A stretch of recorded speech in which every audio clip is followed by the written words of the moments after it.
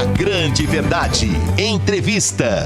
Olha, ele é o maior especialista no assunto Afeganistão.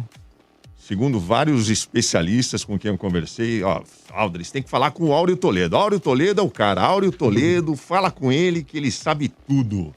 E nós vamos conversar. Ele é professor de Relações Internacionais da Universidade Federal de Uberlândia, o professor Áureo Toledo. Tudo bem, Áureo? Está ouvindo a gente aí? Boa tarde, Aldrin. Boa tarde, Vitor. Escuto bem. Legal. Obrigado pelo convite e agradeço a generosidade com as palavras. Não sei se as mereço. Imagina, merece sim, porque é verdade, muita gente me falou de você. Eu vi você na CNN, vi você nos canais aí, nos telejornais, e você mandou muito bem. E eu espero que o ouvinte e o público que está acompanhando a gente pela internet consiga absorver aí um pouco do que você vai passar para a gente hoje sobre essa questão do Afeganistão e o Talibã. E por que é importante a gente que está aqui no Brasil prestar atenção nisso. Está com a gente aqui o jornalista Victor Greenbaum e, eventualmente, uma pergunta do ouvinte pode entrar na conversa também. Bom, professor Áureo Toledo, o mundo inteiro está acompanhando apreensivo aí o que está acontecendo lá no Afeganistão. O Talibã tomou o poder. Eu vou fazer uma pergunta, parece meio óbvia, mas eu acho que é necessário a gente explicar para todo mundo. O que é o Talibã? Como é que o Talibã surgiu e como é que o Talibã ganhou essa fama assustadora de uma entidade aí fundamentalista que mata, corta cabeças, ataca mulheres? Conta pra gente um pouquinho. Quem é o Talibã? Bom, para te responder essa pergunta, eu preciso voltar pelo menos ao Natal de 1989, que foi quando as tropas soviéticas deixaram o Afeganistão. Esse movimento dos soviéticos de deixar o Afeganistão depois de 10 anos de ocupação do país culminou numa guerra civil. Os soviéticos deixaram o Afeganistão, o governo que ficou no Afeganistão era um governo fraco, e o país havia pelo menos 7 grupos de resistência à ocupação soviética, pelo menos os mais famosos. Esses grupos, a única coisa que eles tinham em comum era a oposição aos soviéticos. Eles não conseguiam ter um projeto em comum entre eles. E aí, o que aconteceu? Com a saída dos soviéticos, o governo muito fraco, esses grupos contavam com financiamentos externos, contaram durante o final dos anos 70, começo dos anos 80 em diante, com financiamento de Paquistão, Arábia Saudita, Estados Unidos. Então, eles eram grupos armados, com treinamento, um governo fraco, e isso culminou numa guerra civil. Essa guerra civil, ela estoura de vez, assim, a data inicial dela é o ano de 1992, e aí, em 1994, quando o Afeganistão está devastado pela guerra, surge um movimento religioso, os Talibã. Talibã é plural de talib, talib é estudante. Então, era um grupo de estudantes religiosos que foram recrutados e formaram um movimento que se colocava em contraposição aos grupos que estavam se digladiando como um movimento religioso cuja proposta era reislamizar o Afeganistão. Então, vejam, eles começaram com algumas vitórias e aí eles começaram a chamar a atenção de atores externos. Aqui eu chamo a atenção particularmente do Paquistão. O Paquistão começou a ver o Talibã galgando vitórias, aí o Talibã prestou alguns serviços para o governo paquistanês, por exemplo, segurança de estradas para distribuição de bens e serviços. O Paquistão tem uma fronteira muito grande com o Afeganistão. Ao chamar a atenção do Paquistão, o Paquistão começou a financiar o grupo, então, de um movimento religioso que tinha galgado vitórias expressivas, com o financiamento, ele passou a ser uma força muito relevante naquela conjuntura do país. E aí, em 1996, o Talibã toma o poder, e ao tomar o poder fica até 2001. Ele só sai do Afeganistão depois da invasão dos Estados Unidos, que começa em outubro de 2001, e Cabul cai em novembro de 2001. Então, em linhas bastante gerais, isso é o Talibã. Pensando na questão geográfica, qual a importância do Afeganistão? Porque ele está ali, você falou, né, ele tem uma grande fronteira com o Paquistão, mas ele também está no meio do caminho com a China, com o Irã, e todos esses países hoje são players de uma série de interesses particulares, né? Como que o Afeganistão agora vai se encaixar, pode se encaixar no meio desse jogo todo ali daquela região? Bom, então, para te responder, Vitor, agradeço a pergunta, porque essa é uma questão que eu acho que é muito relevante, inclusive para o futuro agora do Afeganistão. Primeiro ponto, o Afeganistão ele é um país que ele não tem saída para o mar, ele é um país que está localizado ali na Ásia Central, e desde a sua história ele estava entre impérios. Você tinha por baixo o Império Britânico, mediante a Índia, por cima o Império Russo, a Rússia czarista, e aí ele sempre estava na disputa entre impérios. Então isso já chama a atenção. Você teve sempre impérios envolvidos ali na história do Afeganistão. A formação das fronteiras do Afeganistão, isso é importante ser dito, dependeu do jogo geopolítico entre as fronteiras. Esse período que a gente chama é o período do grande jogo entre o Império Russo e o Império Britânico. Hoje, na atual conjuntura, por que o Afeganistão importa? Ele importa, com a saída dos Estados Unidos, a gente tem ali algumas iniciativas, por exemplo, iniciativas chinesas de construção, por exemplo, da nova Rota da Seda, enfim, que vão depender do Afeganistão. Tem 2 grandes projetos, por exemplo, a China tem um projeto de construir uma estrada que liga Cabul a Peshawar, uma cidade paquistanesa, por exemplo, que é muito importante para a China. Então, há um interesse econômico chinês ali no Afeganistão.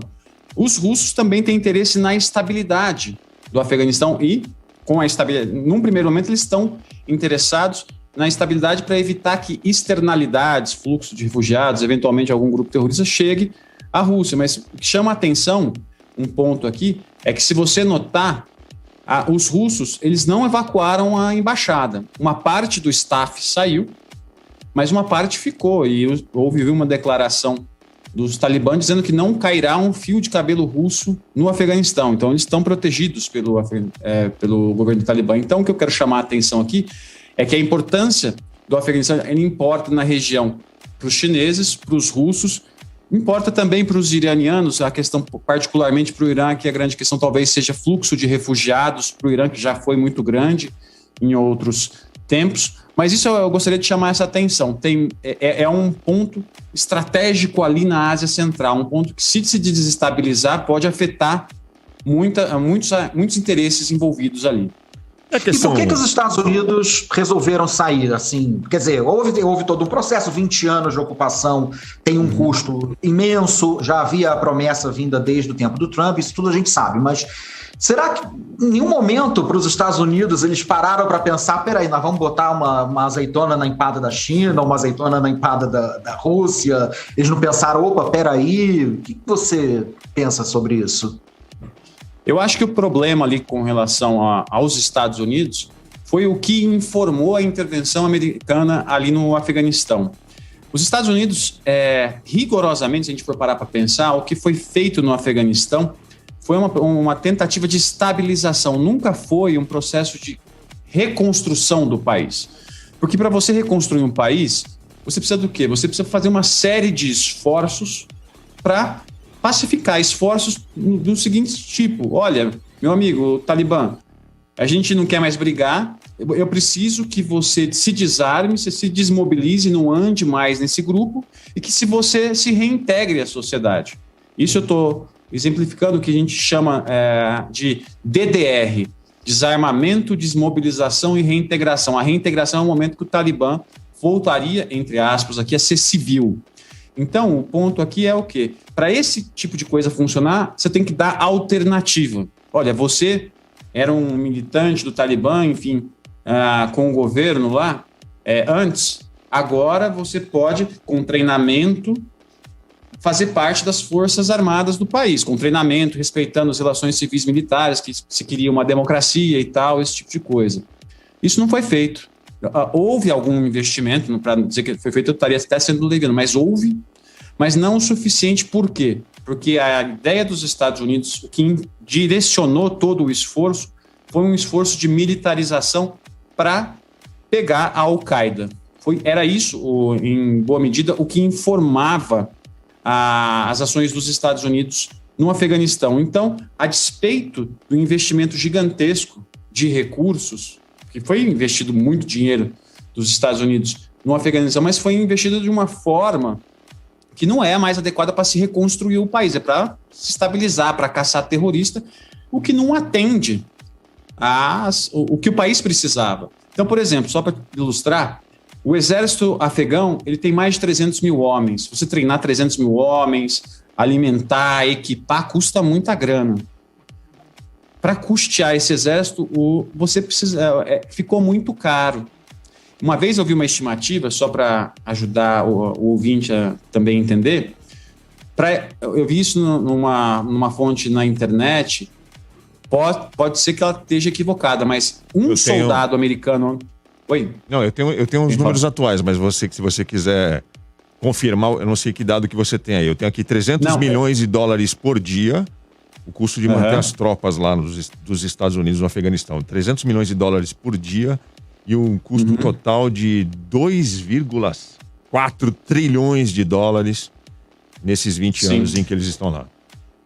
E isso são os números da ocupação norte-americana no Afeganistão, mas o que eu quero chamar a atenção é que para você equipar um soldado americano, você gasta um soldado 17 mil dólares. Um soldado americano. Então você manda lá uns 10 mil, teve momentos que manda 100 mil, enfim, você imagina quanto que custa. Alguém está fazendo muito dinheiro com isso. Mas o ponto aqui é, se você treina soldados afegãos da forma como você treina e equipa soldados americanos, vai custar muito caro. E o governo afegão não tinha dinheiro próprio, recurso próprio para custear isso. Então o exército afegão, ele era um dos que precisava de doação, de ajuda externa. E o problema da ajuda externa qual é? Ela flutua. Então ela pode um determinado mês entra, determinado mês não entra, o suficiente, enfim. Então você construir um exército nessas bases, um exército caro, nessas bases, isso pesa no orçamento. Então, vai ficar caro. Então, o que o Biden disse no discurso dele de ontem tem razão. Você concorda com o que ele falou? Eu achei que o Biden foi muito infeliz no discurso dele. Por quê?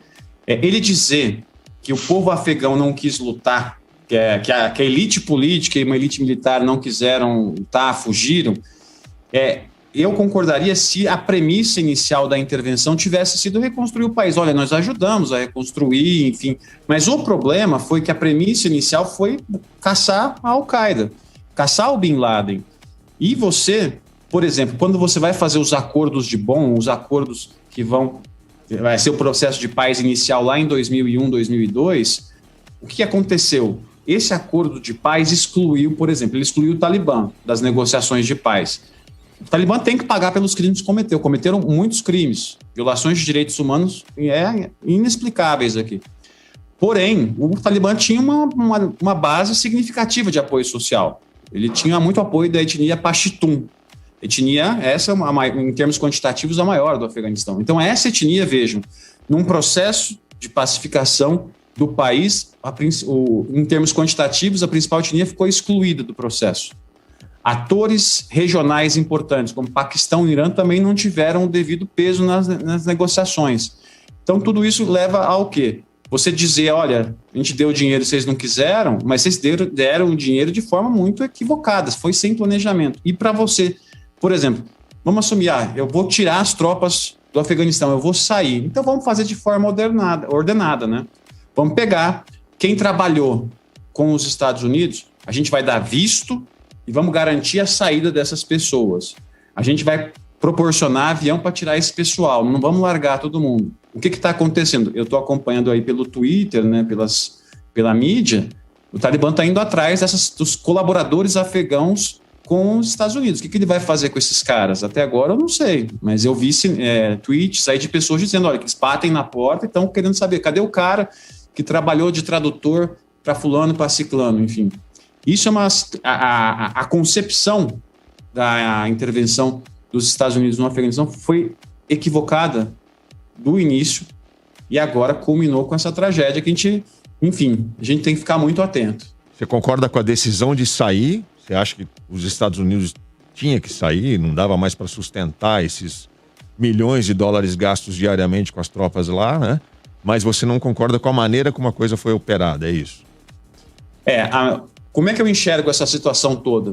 Para mim, o processo de estabilização e reconstrução do Afeganistão, ele é inescapavelmente, na minha visão, um processo que deve envolver os atores regionais, né? Que é a geografia, né?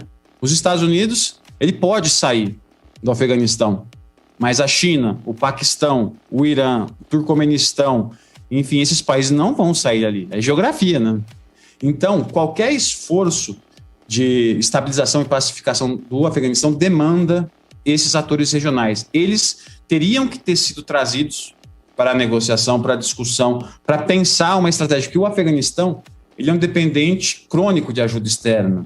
E ele é dependente crônico porque, se você olhar todo o processo histórico de formação do Estado no Afeganistão até hoje, ele estava cercado por impérios, depois ele entrou numa dinâmica da Guerra Fria, em que ele estava entre Estados Unidos e União Soviética. Então, na minha leitura, para que aquilo tivesse dado certo, os Estados Unidos tinham que ter feito muita coisa diferente. Tinha que ter, de fato, querer reconstruir o Afeganistão. Precisaria ter trazido mais gente para a discussão. Em última instância, precisava ser uma opção política, não uma opção militarizante que fez exclusões. E aí, quando você faz exclusões, você vai acabar levantando muitos antagonismos. E aí vai dificultar o andamento da estabilização do país. Então, para mim, o que precisaria ser feito era um repensar essa intervenção aí. E se a gente parar para pensar, a gente está pensando no curto prazo agora, né? Tipo, como é que a gente vai salvar as vidas que estão sendo perdidas lá? Então, aqui, se fosse para sair, tinha que ter sido feito bem mais organizado do que foi. Pelo que eu estou entendendo, então, você estabeleceu aí uma divisão entre ocupação militar e ocupação, vamos chamar de civilizacional, na falta de outra palavra melhor. Mas a gente lembra que, por exemplo, o Império Britânico sempre fez as suas incursões ao longo do mundo inteiro sob um pretexto não apenas colonialista, mas civilizatório. Mais tarde a gente teve a ocupação soviética ali, que tentou introduzir um modo de vida marxista, materialista, igualdade de sexos e tudo mais, e nada disso deu certo. Você acha que é possível, dada a cultura do Afeganistão, algum tipo de interferência externa que possa modificar a essência daquele povo? Esse é um debate muito interessante, Vitor, que no campo de estudo no qual eu estou inserido, a gente diz que é a reconstrução de estados, né? Como reconstruir estados depois de um conflito civil. E aí, a abordagem tradicional muito criticada é o que a gente chama de país liberal, a ideia de que você deve ir a esses países para construir democracias liberais orientadas para o mercado. Qual que é o problema? Isso é feito de forma não negociada, a gente fala de cima para baixo, top-down, e muitas vezes militarizante, sem negociação. Então, é como se fosse um pacote. Toma, gente, vocês têm que fazer isso. E aí, muitas vezes... Engole sem discutir. Engole sem discutir. E esse é um dos problemas, né? Você engole sem discutir, e aí o cara fala, mas, poxa, isso aqui está batendo de frente com muitas das coisas que, enfim, a gente não faz desse jeito, enfim, tem outros, enfim, essa falta de sensibilidade com questões locais, por exemplo, é algo muito complexo, muito difícil de ser negociado. Aqui o meu ponto é você chegar para um país todo e dar um pacotão e falar, se vira, faz isso, o dinheiro está aqui e tal, mas sem olhar para questões muito concretas e muito... Eu vou chamar aqui de questões políticas, no sentido de que tem decisões que muitas vezes as pessoas pensam que são simples, né? Vamos fazer uma nova constituição para o Afeganistão. Lá em 2004 foram fazer a nova constituição, fizeram o quê? Olha, a gente tem que fazer uma constituição que evite que o país se fragmente.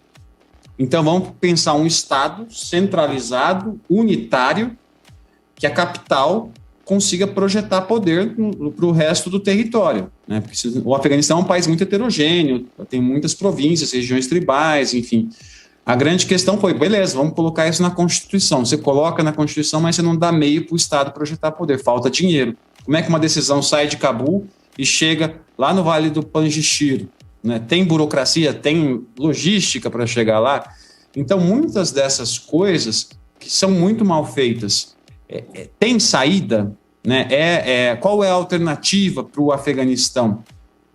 Nesse momento, eu particularmente, o que eu venho advogando, né, nos meus trabalhos, enfim, a partir do meu campo de estudos, é que esses processos de intervenção, eles têm que ser bastante repensados no sentido de levar em consideração essas questões. E levar em consideração essas questões não vai acabar com essa ideia de ter um pacotão para todos os países que possam estar passando por situação semelhante. Tem esse pacote aqui, você aplica e acabou. Então, isso vai levar a um repensar. E esse repensar que é difícil de ser desenhado, de ser executado. Professor Áureo Toledo, uma última pergunta. Ontem teve a primeira coletiva, né, do Talibã, desse novo governo Talibã, e o porta-voz lá disse que eles vão honrar os direitos das mulheres, desde que elas respeitem as normas islâmicas, né? Eles falaram que as mulheres vão poder trabalhar desde que elas respeitem a lei islâmica, que TVs e rádios vão ter independência, desde que os jornalistas respeitem a lei islâmica.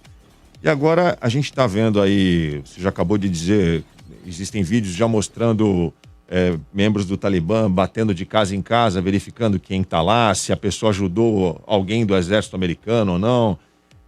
Hoje nós temos imagens aí de manifestações que estão rolando lá no Afeganistão, com mulheres nas ruas, tem o povo na rua, tem gente atirando, mas não está conseguindo dispersar a multidão que está nesse momento nas ruas lá em Cabul. Qual que é a tua expectativa? Qual é o seu palpite? Você acha que dá para acreditar nesse Talibã aí mais bonzinho do discurso, ou isso aí é papo furado? O que você espera? Olha, eu gostaria de crer que o Talibã vai se moderar. Gostaria mesmo, porque a moderação do Talibã implicaria respeito ao direito das mulheres, direito de minorias étnicas. Existem argumentos que dizem, olha, é possível, o Talibã governou 5 anos, agora ele tem pretensões de ficar mais tempo, então ele vai ter que se moderar. Então, quais seriam os incentivos para ele se moderar? Os incentivos seria, por exemplo, garantir, não criar ruído para que os chineses continuassem a tentar prospectar negócios. Os chineses, só para vocês terem uma noção, eles estão negociando, conversando com o Talibã pelo menos desde 2015, até onde eu pude apurar. Eles já sabiam do crescimento do Talibã e da possibilidade do Talibã se projetar como força importante e fazer negócios. Para os chineses, a instabilidade do Afeganistão é ruim para você fazer negócio. Então, a questão aqui seria, olha, o interesse econômico chinês, russo, seriam incentivos para o Talibã deixar o histórico ruim para trás. Qual que é a minha preocupação? Primeiro, o histórico. Né? O que eles fizeram lá atrás com respeito a mulheres e minorias étnicas está amplamente documentado. Né? Eu e o Vitor, por exemplo, se estivéssemos em Cabul em 1997 ou 98, a gente estaria escorraçado na rua porque a gente precisa ter 4 dedos de barba, precisaria ter 4 dedos de barba para andar na rua. Na pandemia eu até fiquei, mas agora eu... na pandemia você tem uma desculpa. Na pandemia todo mundo virou Talibã. Mas o ponto é que o histórico é muito ruim. E a grande questão aqui, quando eles dizem, olha, a gente vai respeitar o direito das mulheres, das minorias, eles disseram, né, as mulheres afegãs são mulheres muçulmanas, então a gente espera que elas se comportem enquanto muçulmanas. A grande questão aqui é que o comportamento das mulheres, né, para você liberar éditos de comportamento, isso demanda uma interpretação das fontes sagradas do Islã, do Corão, da Suna, da Hadith, que são as outras fontes sagradas do Islã. E essa interpretação, ela nunca é imparcial, ela sempre é filtrada por valores, crenças, enfim, interesses. E isso aconteceu. O Talibã, a interpretação que ele deu, isso eu faço questão sempre de dizer, O que o Talibã fez entre 96 e 2001 não tem respaldo no Corão. Não tem, eles deturparam o que está lá. Então, o que eu chamo a atenção aqui é que eles dizem, olha, as mulheres se comportando dentro da lei islâmica, beleza, mas o que é a lei islâmica? A lei islâmica, ela tem algumas coisas no Corão escrito lá, porém, para muitas inovações do nosso mundo de hoje, que é um mundo diferente de quando Maomé recebeu as revelações, vai ter alguns momentos que vai demandar interpretação. E quando eles interpretarem, aí que é o perigo. Entendi. Como é que eles vão interpretar isso? Entendi. Esse é o ponto. Professor Áureo Toledo, muito obrigado pela sua participação. A gente acabou se estendendo um pouco mais porque o tema é fascinante. Quem quiser seguir o professor Áureo Toledo no Twitter é @ToledoAureo, não é isso? Isso. No Twitter. A grande verdade.